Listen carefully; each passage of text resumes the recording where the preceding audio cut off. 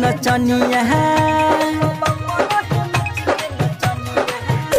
तो लागो तारे ओकर बहिनिया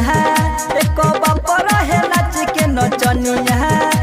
तो चले ले मटक दिल में हो खटक भाई सब के तो चले ले मटक दिल में हो खटक भाई सब के धरस धरस खेसारी के बहिन के लपक के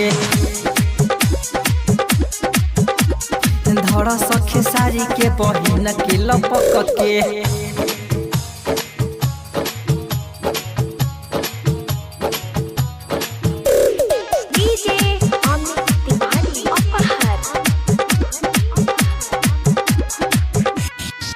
पूरा खराब भोजपुरी के कहला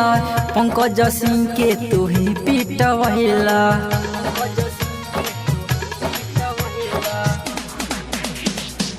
पूरा खराब भोजपुरी के कहला पंकज सिंह के तू ही पीटवहिला अपना के समझेला सफाई सुधार छोटा गायक के कहेला बेहुदा इ तो चले ले मटक दिल में हो खटक भाई सब के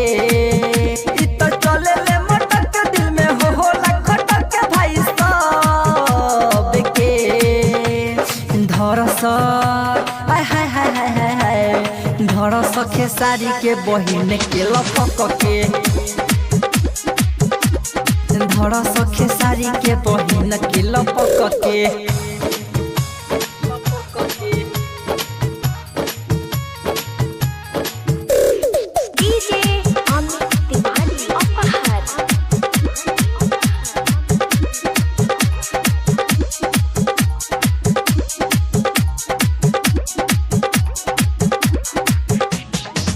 गइल कोमल कुछ न बुझाई देवेला धमकी अब होई उपाय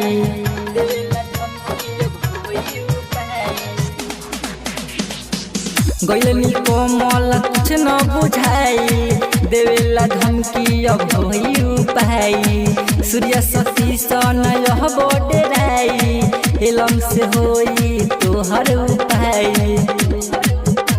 तो चले ले मटक दिल में हो खटक भाई सब के तो चले ले मटक दिल में हो खटक भाई सब के धरस